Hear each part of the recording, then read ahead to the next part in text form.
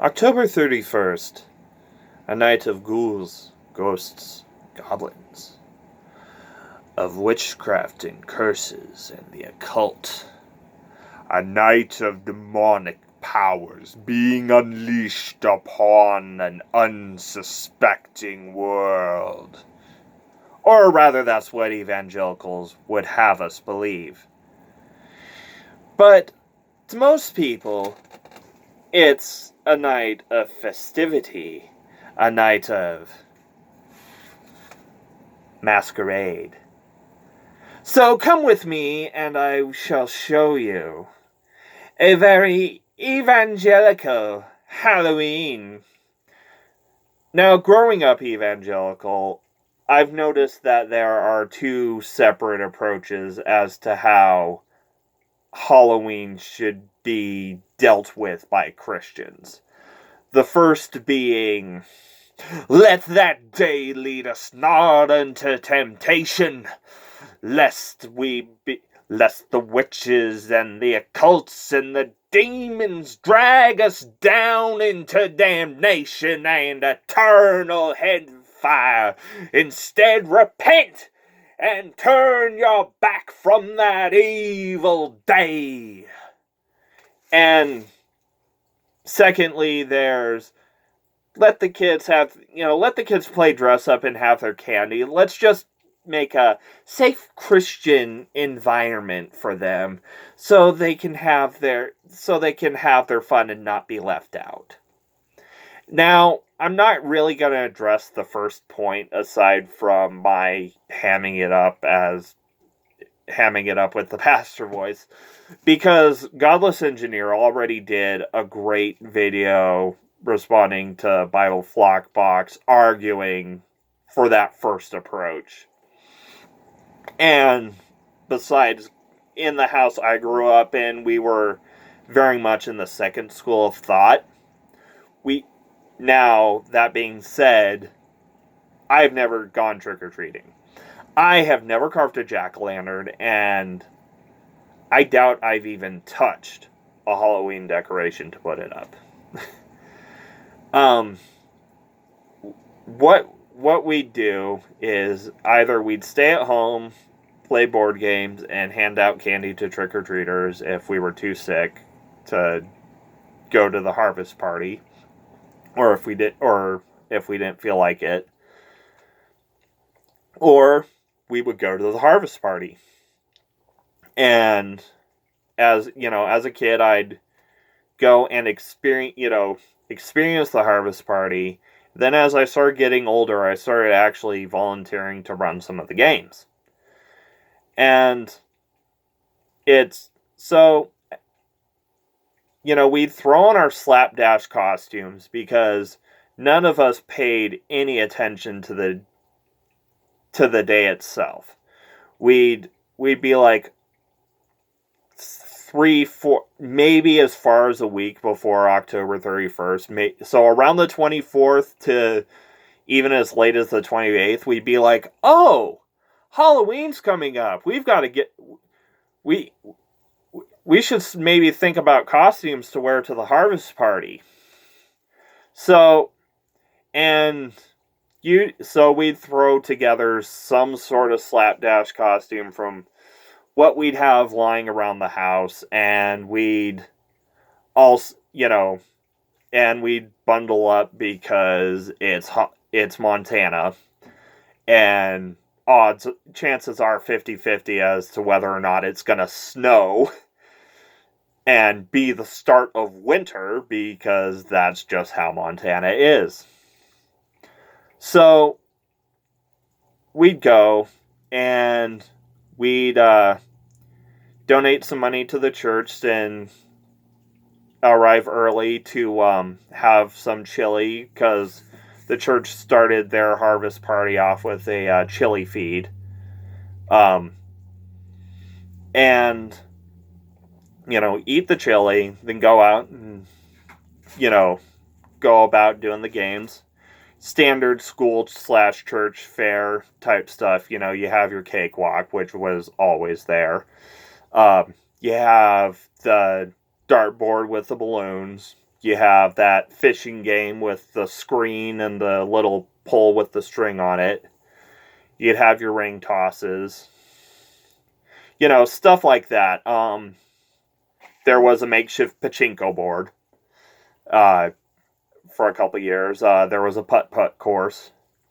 And, you'd play the games and you'd win. And for pretty much every game except for the fishing game and the cakewalk where you'd actually win prizes, you get little tickets that you could collect through the night and then go up and get either a plush toy or some extra candy, and then you'd get a bag of candy for all for your trouble. And growing up as a kid, I thought that was the bee's knees, because it's like, hey, I'm not walking out in the cold. I get to play all these fun games, and I get this I get this pretty sizable bag of candy for just playing around all night. For a couple hours instead of, having to walk from door to door saying trick or treat. Hold on, I'm going to pause. Sorry about the jump cut. My leg was starting to cramp up, and I'll be damned if I have to make another take. I'm sorry, it's just... So, we'd go to the harvest party and get the candy, and in fact, I recently checked my church's website to see if they still had the same costume restrictions as they did when I was growing up. And it just said costumes permitted. But when I was growing up, there was a big freaking asterisk next to that. Because, basically the only things that would be really allowed would be historical, historical costumes, Bible costumes.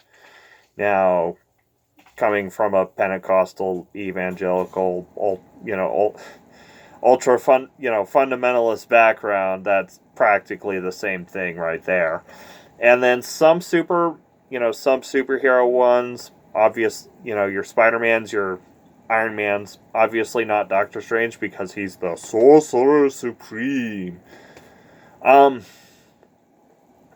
So basically, the two outright no's were nothing demonic, nothing occulty, and no skimpy outfits. As for what constitutes as demonic or occulty, I do have a video on the aesthetics of evil that will be linked in the description below. And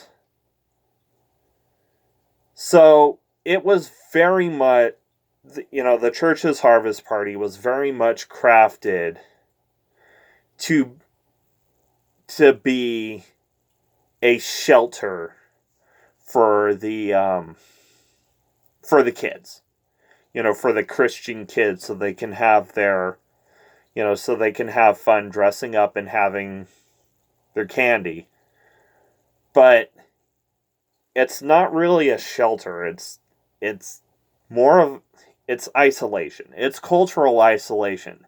And everyone knows a good Christian parent culturally isolates their kids.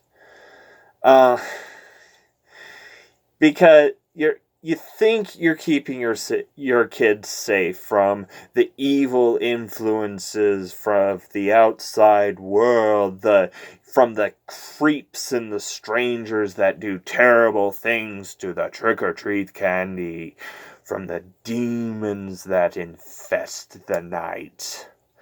But what you're doing is you're setting up a cultural Galapagos. You're setting up a cultural Mauritius. And pretty much you have a bunch of kids that are the cultural equivalent of a dodo bird. And then the outside world comes barging in, and look where you go. Because, and honestly, the whole cultural isolation and rebounding isolation is going to be its own can of worms. That's going to be probably a topic I address either next month or in December. Keep me posted on, keep me to task on that, because how many videos have I promised already? And yes, they're still on various back burners.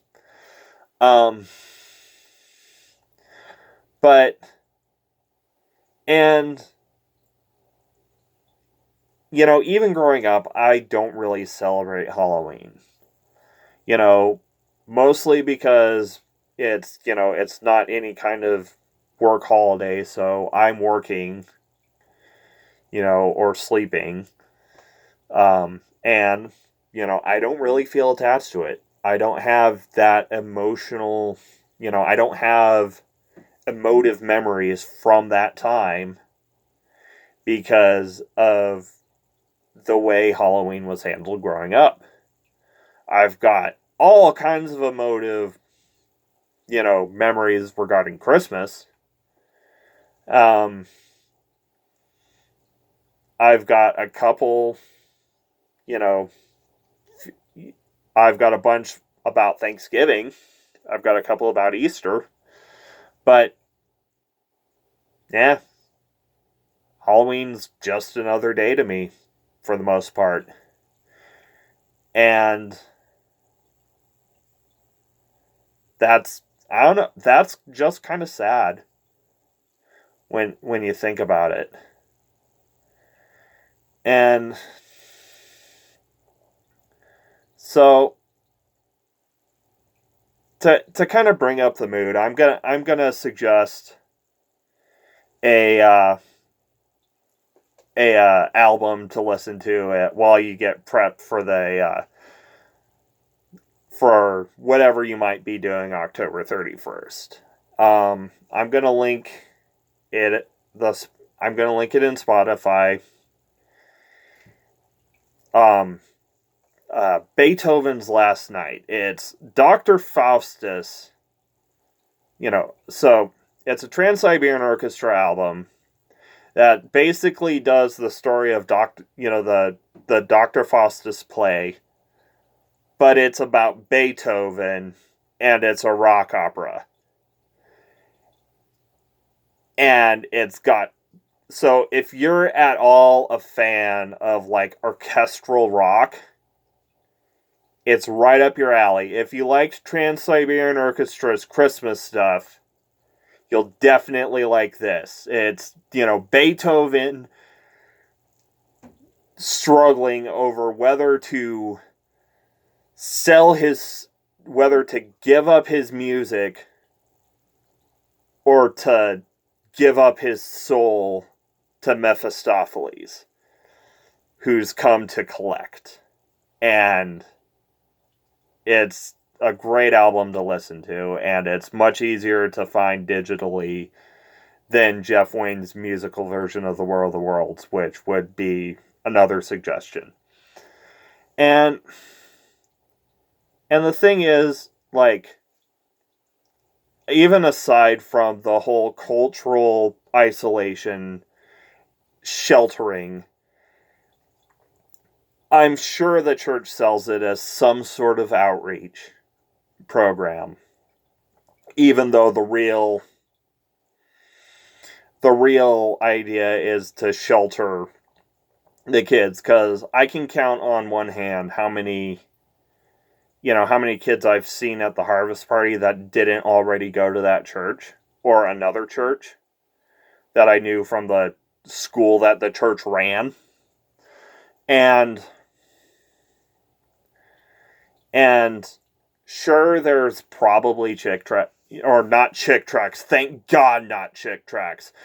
Chick track would pretty much traumatize a kid. And in fact, Unholy Sarah's got a good video disassembling the Halloween Chick track.